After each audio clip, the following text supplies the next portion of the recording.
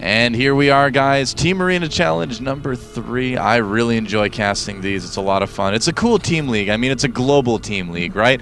We get to see teams from all over the world, and we see teams like Karont3 that can actually do really well. You know, these guys have gotten deep in the tournament. They're in the Challenger division at the very least, you know, even if they don't win today. So it's cool to see foreign teams come up like this and make a splash, you know? Yeah, and they came, this is a team, obviously, they were not invited because they did not exist during IPL Team Arena Challenge 2. That's right, they had to qualify, They had to qualify and take out some amazing teams on the way just to even have the right to play, and then to make it all the way to losers round 4. Oh, how early was that pool? It is a 7 pool. Let me introduce these players real quick here. We'll start with this guy, our Red Protoss from MVP, about to be 7 pooled. It is MVP.Finale. And down at the bottom of the map, the one who is doing the 7 pooling, it is Karont3 Alistar. So this is, it's an opening that I like, actually, on Antiga Shipyard. A lot of Protoss players still do actually go for Nexus first on this map. And so sometimes you can catch people a little bit unawares. Now, good thing for Finale, he's going to come in and see that the spawning pool is nearly finished. And so he is definitely not going to go Nexus first. Where's his pylon? Wait, is he? Okay, I was like, he is definitely not going to go Nexus first. There we go. Forge. All right. I saw him heading towards the base area, and I was like, no, you just saw it. Don't do it, man. Don't do it. But I dare you, Finale. Yeah. All right, so Alistar already obviously and making 6 Zerglings. Pylon in the base, obviously a good decision. Now he can rally all his probes around it and surround a cannon very easily if those lings decide to make some trouble in his neighborhood. He's going to get in one little fight. Hopefully his mom doesn't get scared. And then what? Make him move you have to finish with his it. auntie and his uncle in Bel Air, obviously. All right, well, there you go. I thought you were going to make it like StarCraft related somehow, but no. Just send him to Bel Air anyway, huh? Bel Air, I mean. Bel Air of the future. Of the Terran Republic. That's right, of the Terran Dominion. Dominion, yeah, sorry. Yep. Sorry, Mansk. I'll get it right next time. You know, Mansk, he likes to play some b-ball outside of the school. Yeah. When this dictator named Mansk, he was up to no good, starting causing trouble on Tarsonis. Yeah. There you go. So here come the Zerglings into the base right now. There's already cannon almost all the way done. So Alistar probably going to pretty quickly go after this pylon. And the pylon and the forge down here at the choke point. And this is going to be good. I mean, he can definitely cause a very awkward situation for Finale. It's going to be tough. He's going to probably have to... well, you see a lot of Protoss players actually 4-gate out of this. But Zerg players, because they've already got, you know, Zerglings out on the map, they've already got that spawning pool. If they make drones with this, they can play a pretty economical sort of...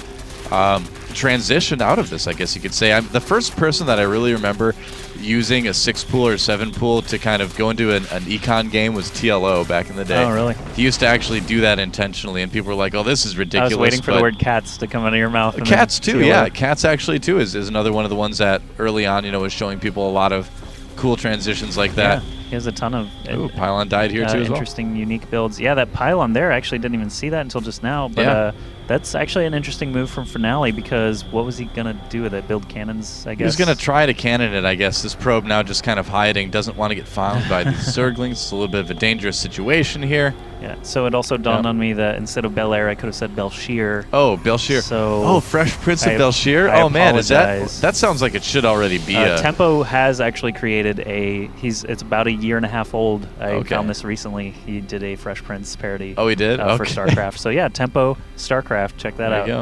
There you go. Look it up. Let me Google that for you. Anyway, we have lots and lots of drones for Alistar, basically. He got a great little advantage. Look at this. He's hiding the probe in the middle of the base because he knows the Zerglings are going to check around the outside. There he goes. That was so smart. Yeah. I mean, it didn't work out, but that was a nice little trick there by Finale. He could have just sent the probe home. I know. Oh, well.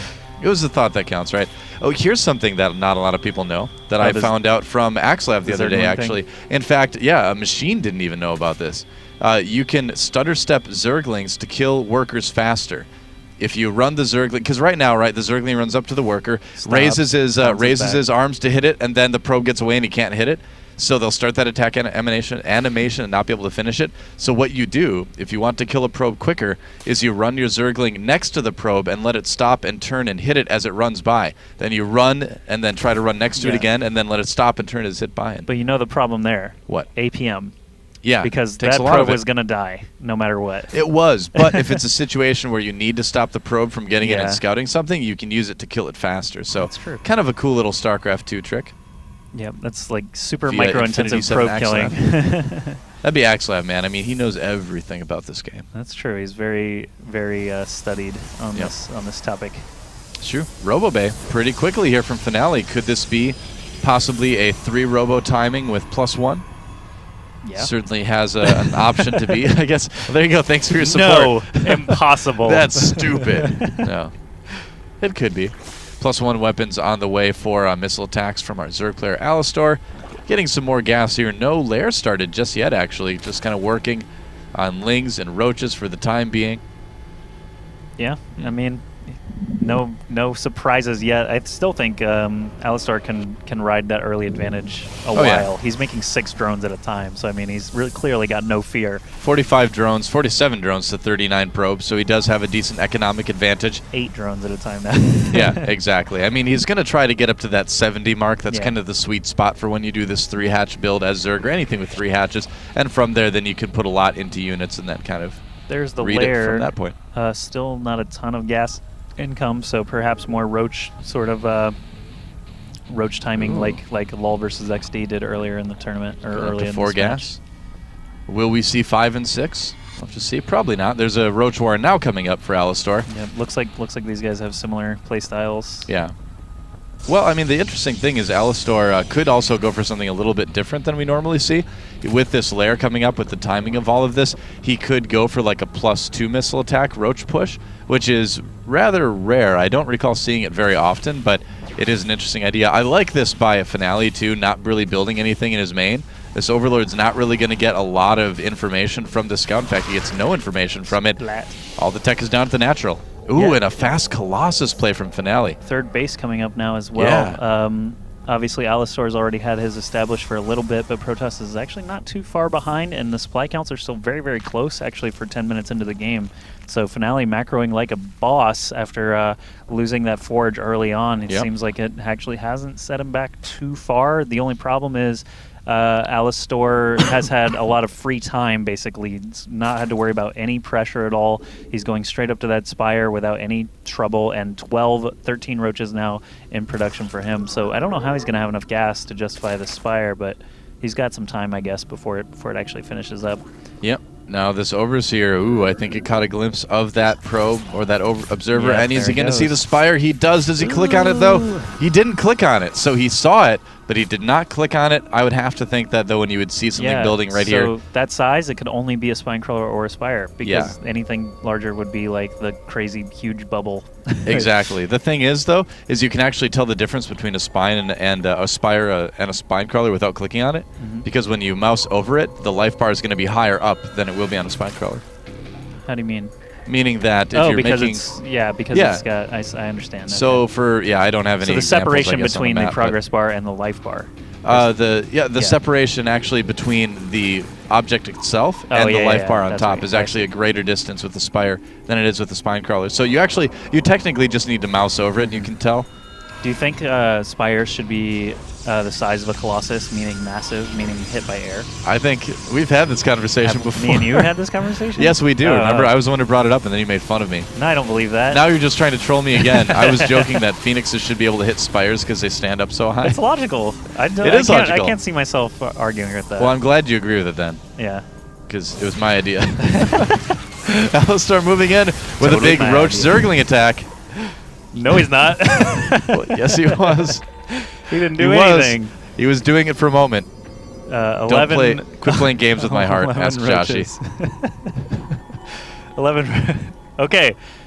What was I saying? Roaches, Twilight Council, Colossus, all those things happening at the moment. 175 supply from Alistar. Oh my goodness, that's actually quite a lot. He's got a couple Corruptors out, enough to kind of pressure those Colossus a little bit, but here we go. Force Fields making this not work quite as well, but the main attack is, well, actually that's not a lot of Roaches either. Interesting decision by Alistar to split this force up. Corruptors still doing their work, though. Yeah, Stalkers have to take out these Roaches, and the Corruptors actually get the work done. Wow. Roaches coming in uncontested through the 3rd, and now this Colossus has to go down to the Corruptors. There's not enough anti-air coverage here. It does go down. Alistar's a lot more Roaches at the gate. Oh my goodness. No kidding. I thought, the way it was spread out, it didn't look like as many as it actually was. In production. Yeah, and in the end, Alistar really doing a good job of pushing his opponent back. This Colossi running for his life gets taken down. He's actually bulldozing. Whoa. He barely lost anything in that fight. Yeah, he's a ton ahead right now. Finale in dire straits. He was able to save his Nexus, though. That does help. And I think that's exactly where Alistar is going to go to try to finish things off. Nothing sadder than the one force field. That's a lot of roaches. Against 20-plus roaches about to knock down your door. It's a thought that counts. That's true. I'll get you, roaches. And here we go. That's way too many roaches for this number of Stalkers, unless he warps in right now. The Immortal 4 is coming Stalkers. in, but it's nowhere near this third base. Yeah. Not a lot of Stalkers really to defend. 100 supply lead right now for a Zerg player, and he's actually just going to let that Nexus live. Need it. Yep.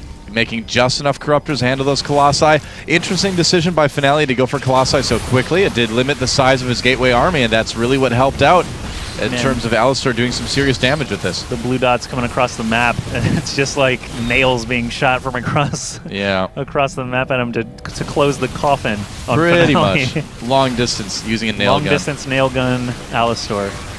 Man, all these roaches. The coverage is just so good here. The Immortal really can't even plow through these because he only has options. Well, there's just too many. He's already a mentor, but it doesn't matter, man.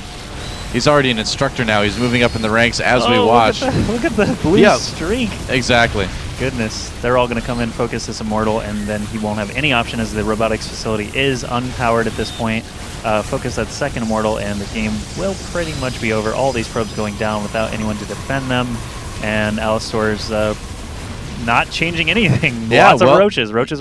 You know what this means? Karont3 tying things up yet again. 3-3. Well done.